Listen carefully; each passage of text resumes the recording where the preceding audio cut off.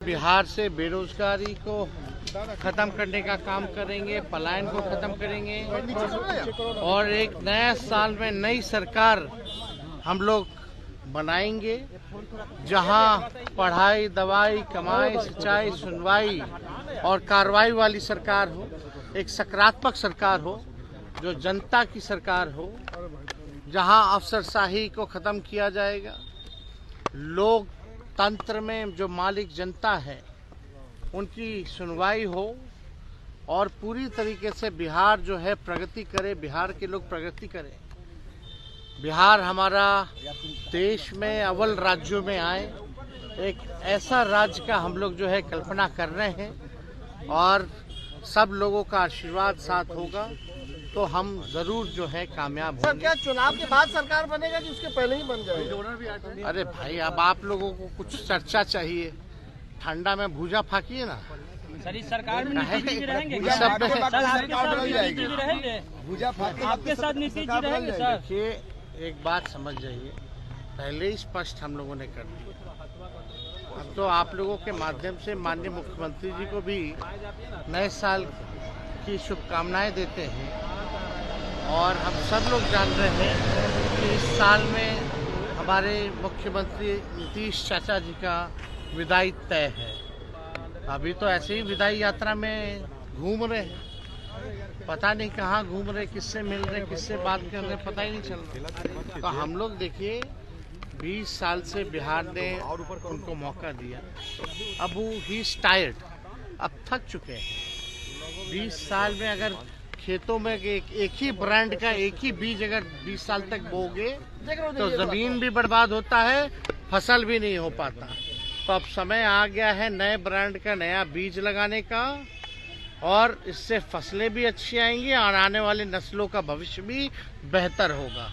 तो इस नए साल में तेजस्वी यादव दिन में मेरा वीडियो देखते हैं, रात में मेरा वीडियो देखते हैं, सोते हुए मेरा वीडियो देखते हैं, जगते हुए मेरा वीडियो देखते हैं। इतने सारे लोगों के सामने मैं कहना चाहता हूं कि सबसे पहले पेंशन पे, वृद्धा पेंशन, दिव्यांग पेंशन और विधवा पेंशन, ये जो 3 पेंशन होता है, इन तीनों पेंशन के लिए 3000 रुपया का मनीष कश्यप जब लोकसभा भी उठाया था और उसके पहले भी उठाया था। लाठीचार्ज हुआ था, क्या कहें? देखिए, जो लाठीचार्ज हुआ ये तो दुर्भाग्यपूर्ण है, नहीं करना चाहिए था। बार बार हम रिक्वेस्ट किए हैं प्रशासन से कि हल्का बल प्रयोग करके भी बच्चों को हटाया जा रहा है। उनकी मनोदशा ऐसी है, पहले समझने का प्रयास कीजिए कि किसके बहकावे में वो आ रहे हैं, कौन है, नहीं है इसके पीछे, क्या साजिश चल रहा है, कौन छात्रों को बहका रहा है या क्या उनका ओरिजिनल आवाज़ को भी दबाने का प्रयास किया जा रहा है। लेकिन जो भी हुआ ये दुर्भाग्यपूर्ण है और विश्वास है कुछ न कुछ उनका हल निकलेगा, जरूर निकलेगा। राजनीतिक पार्टी है वो अपना मतलब, देखिए, राजनीतिक पार्टी में तो सबसे दुर्भाग्यपूर्ण हो गया स्थिति है कि प्रशांत जी जैसे व्यक्ति आते हैं और ये इस पूरे आंदोलन को तितर बितर कर देते हैं। वो साजिश के तहत छात्रों को गांधी मैदान में बुला लेते हैं, वहाँ उनको भड़काते हैं, फिर लेकर निकल जाते हैं जुलूस के तौर पे। जेपी गोलंबर पर पुलिस रोक देती है, वहाँ लाठी खाने की बारी आती है तो एक शगुफा छोड़ देते हैं कि चीफ सेक्रेटरी से बातचीत होगी। अरे भाई, तो जब बातचीत चीफ सेक्रेटरी महोदय से हुआ तो सफाई क्या देते हैं कि छात्रों को हमने समझाने का प्रयास किया, कोई माइकिंग सिस्टम नहीं था वहाँ। अरे भाई, माइकिंग सिस्टम नहीं था तो जिस माइकिंग सिस्टम से जिला प्रशासन माइकिंग कर रही थी, एएसपी थी, एसपी थे, एसडीएम थे, उनके माइकिंग सिस्टम का आप प्रयोग करते। पुलिस तो लाठी नहीं भांज रही थी उस वक्त तक, जब तक आप थे वहां। उसी से आप भीड़ से निकल कर इधर आते और फिर माइकिंग करते, कहते कि नहीं हमारी हो गई है बात, सरकार बात करने के लिए तैयार है, आप लोग चले जाइए चले जाइए। तो 4 घंटा आप उसके साथ बिता सकते हैं, कहते हैं 6 घंटा बिताए और आधा घंटा और नहीं बिता के सारे छात्रों को समझा कर भेज सकते थे। तो इनका प्रयोजन ही कुछ और था। ये जान रहे थे कि ये कुछ करना तो हमको है नहीं, ये सिर्फ वहां से धीरे से खसक लिया। उसके बाद पुलिस, भीड़ तो उग्र थी, अब भीड़ अपने जगह पे टिकी हुई थी, ये लाठीचार्ज हो जाता है। लाठीचार्ज के बाद मुकदमा हो जाता है। जब मुकदमा हो जाता है तो जिन जिन छात्रों पर नामजद, अब बताइए कि पुलिस को कौन बताया कि ये फलाने नाम के हैं, इनके पिता का नाम ये है, ये भी एक प्रश्नवाचक चिन्ह है। जनता समझ जाएगी, छात्र समझ जाएंगे। फिर उन्हीं छात्रों को बुला के जो नामजद होते हैं, लगभग उन्हीं छात्रों को बुला के, और वो तो बेचारे छात्र डर गए कि अब तो मुकदमा हम लड़ेंगे तुम्हारा मुकदमा। अब तो मुकदमा की बात है तो कोई नौकरी वाला लड़ जाएगा, राजनीतिक लोग तो मुकदमा से खेलते हैं, लेकिन वो तो कोई छात्र डर जाएगा और उसी को पीसी करा देते हैं और फिर उसको भेज देते हैं डेलीगेट्स बना के। तो जब अगर डेलीगेट्स भेजने की बात पुख्ता थी तो आपके पास माइकिंग साधन नहीं था, प्रशासन के पास तो माइकिंग का साधन था, वहां पे एएसपी थे, एसपी थे, पूरी प्रशासन की गाड़ियां थी, कई पर माइक लगा हुआ था, तो आप माइकिंग करते। तो केवल फर्जी बात है और हम छात्रों से इतना ही कहना चाहेंगे कि देखिए, प्रमाण हो, प्रमाण के साथ आपसे सरकार बात करने के लिए बिल्कुल तैयार है, हर फोरम पे आपसे बात करने के लिए तैयार है, लेकिन ऐसे लोगों के बहकावे में मत आइए। ये आपके आंदोलन को पूर्णतः बर्बाद कर चुके हैं और आगे भी उकसाने का प्रयास करेंगे। इनके किसी उकसावे में मत आइए, क्योंकि सबका कैरेक्टर ये बर्बाद करके और बाद में अपने चंगुल में ले लेंगे। पहले आपको दलदल में फंसा देंगे, मुकदमा के दलदल में, बाद में कहेंगे कि अब मेरे साथ पीछे खड़ा रहो, तभी केस लड़ेगा, नहीं तो जाओ। क्योंकि जो व्यक्ति 2 कंबल दे के और उलाहना दे सकता है तो वो व्यक्ति क्या नहीं कर सकता। हाँ, रात में गए थे कम्बल भी मांगने। बिल्कुल, वहां जाकर बिल्कुल भाई अभद्रता की है छात्रों के साथ। बताया है वीडियो, हाँ, हम लोग खुद ने बताया, बिल्कुल बिल्कुल, हम भी देखे हैं, हमसे भी कुछ छात्रों की बात हुई है, बताया कि भैया वो तो बता कर उनके साथ जो लोग आया वो कह रहा था कि उठाकर लेकर चले जाएंगे, खींच लेंगे, मतलब इस तरह का बर्ताव कर रहा था जैसे कोई गुंडा माफिया लोग करता है।